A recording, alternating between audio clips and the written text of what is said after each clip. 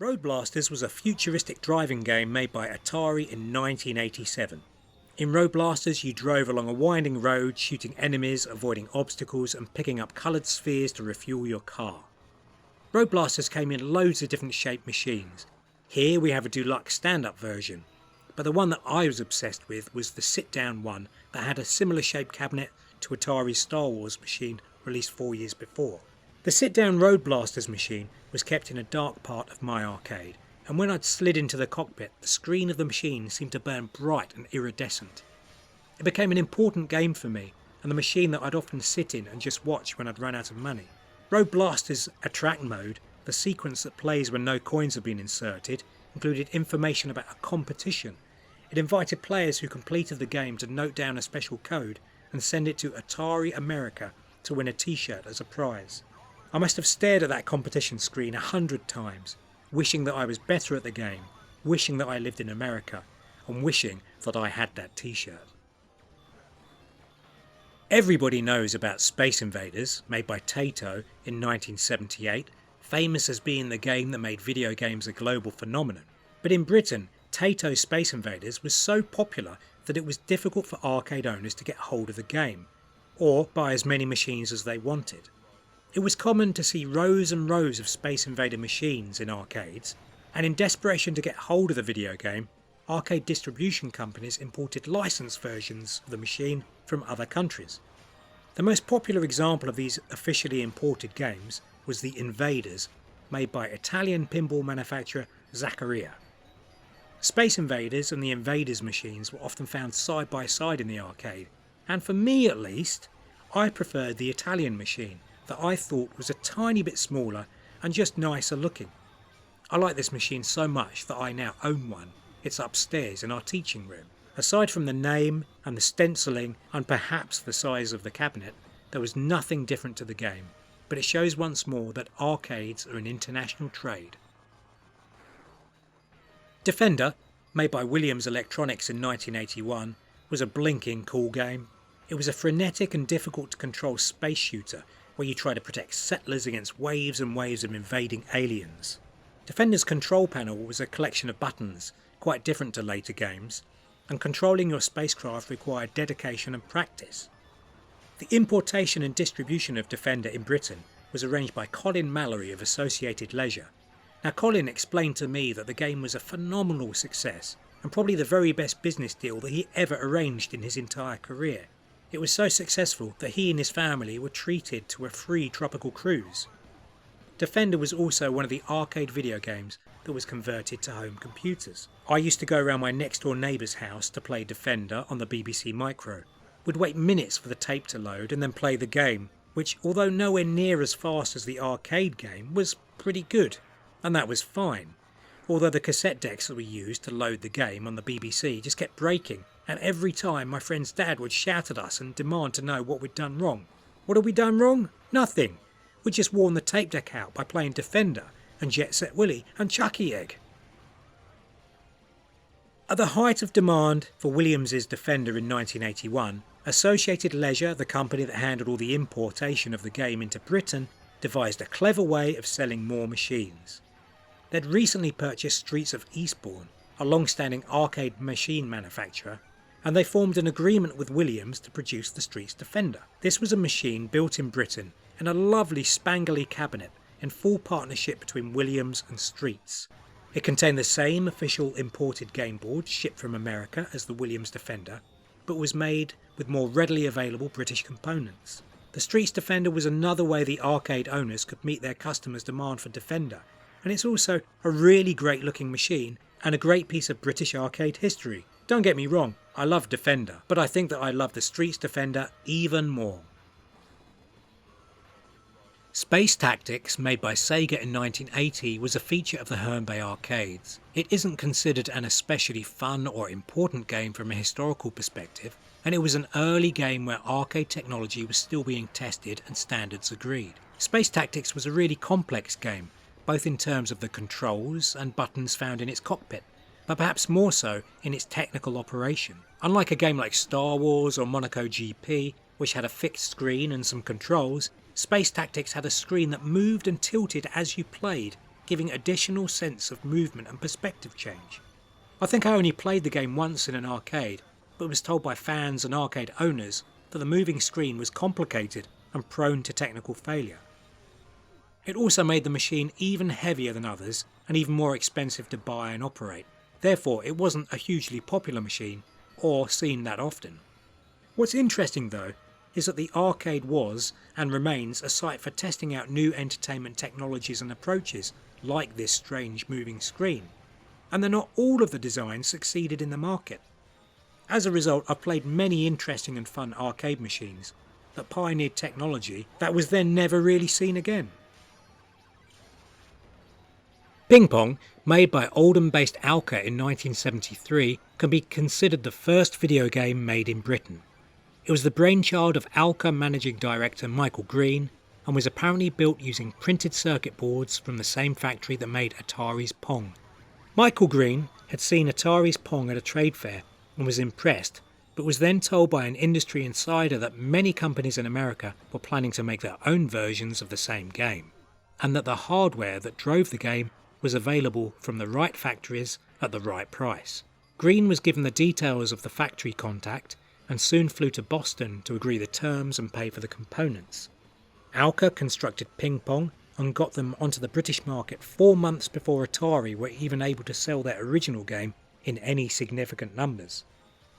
Alka's Ping Pong offers an example of how international and connected the arcade trade was, and also how attitudes towards copyright changed through the 1970s and 1980s. In 1973, arcade machine designers often thought of the value of machines in their physical construction and operation, rather than their logic or later the code held in their chips. For more than 100 years, amusement machine designers had been copying and refining each other's designs, and not without occasional legal challenge. But the point is that this was common practice. On one hand, Ping Pong is an example of plucky entrepreneurs. On another, it's an example of copyright abuse. But the player and arcade owner never saw any of this. They just saw the game, that played just like Atari's Pong of course, and the fun that could be had with it. And who knows, perhaps in a corner of an arcade somewhere in the early 1990s, a Pong or Ping Pong machine may still have been usable.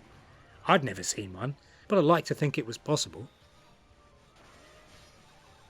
Operation Wolf was a notable feature of any good late 1980s British arcade. The game, made by Taito Japan in 1987, can be thought of as an update of the shooting games that had been part of arcades and fairground amusements for decades. Instead of popping balloons or shooting ducks, in Operation Wolf you held an Uzi 9mm machine gun, and by twisting and angling it to aim, you mowed down enemy soldiers, helicopters and tanks. And of course, you tried to avoid innocent civilians and nurses who ran across the battlefield. The daka daka daka daka clacking noise of Operation Wolf, the rising tempo of the warning sign that your health was low, and the flashing and the explosions on the screen were a sight to behold. Operation Wolf was really popular, and a game that I'd often play. A year or two later, I got a Commodore 64 computer at home, and the system came with a light gun and a version of Operation Wolf. Now that game really wasn't very good, at least not compared to the arcade classic, and it made me realise how important the physical machine and the place that you played mattered in the whole experience. And pressing the button on the side of the Uzi to launch a missile was fantastic fun.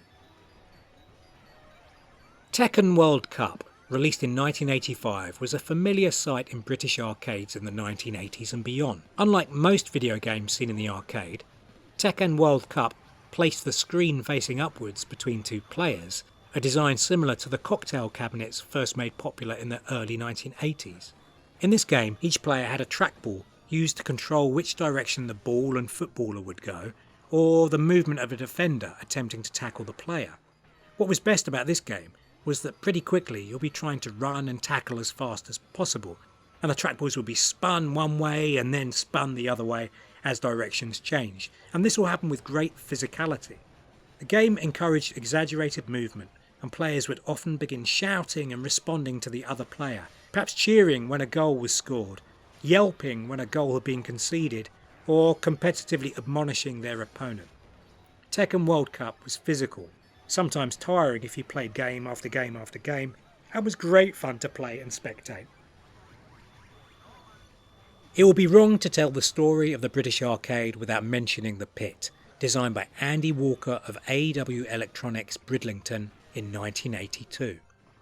The pit, inspired by 1950s cult British science fiction horror television and film series Quatermass and the Pit, was one of only a handful of arcade video games designed in Britain that were exported to Japan and America.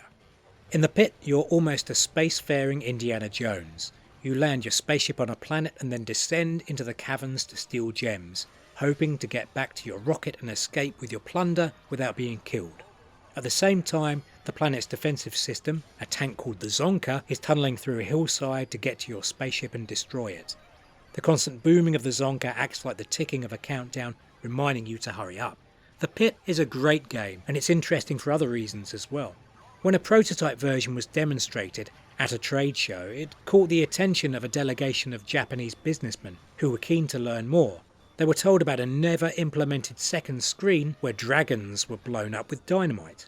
Sometime later, when the Pit had been picked up by an American distributor, Andy Walker was served with a copyright challenge by the people behind Namco's Dig Dug, a game that shares many of the core features of the Pit, where, suspiciously, the player literally blows up dragons using a stirrup pump, not dynamite. It appears that the Japanese trade show delegation had been looking for ideas to copy, and that being blown up had been translated literally as inflated. Thankfully, due to its American deal, the Pit had been copyrighted, and the paperwork proved that the Pit had come first. The case against it was quietly dropped, and while the Pit did well enough, in comparison Dig Dug became a global franchise and a cornerstone of arcade video game culture. So there we go. A game designed in the sleepy seaside town of Bridlington became one of the most iconic Japanese video games of all time. Change booths, the places where you'd go to get your notes and coins changed up into the ones that the machines will accept, or where you'll go to complain about a lost credit, missed payout or other machine fault, are a key part in the arcade. While arcade workers had regular itineraries of the machines they'd have to empty, check and clean, I get the impression that the change booth offered some little bit of solace from the constant noise, flashing lights and crowds in the arcade. Of course, the change booth was carefully staffed and secured, as it contained lots of money, and I assume a safe for keeping floating. But once arcade visitors were well known and trusted, they might hang around at the change booth, or at least go and say hello to whoever was working and find out what was going on. Many people I've spoken to about arcades have told the same story though, that the change booth is staffed by someone tired and weary, probably called John or Dave, who's gone into the booth to smoke a cigarette and read a paper for 5 minutes, and who, while polite, wasn't especially interested in chatting with excitable teenagers. And then there was the hatch that was pulled down and locked and secured once the booth was empty. Now for me, no visit to the arcade would have been complete without saying hello to whoever was working in the booth, and then I'd walk over to see what was happening in the repair workshop, poke my head round the door, but never be allowed all the way inside to learn what machines were being fixed and which were being prepared for operation later that week in the arcade.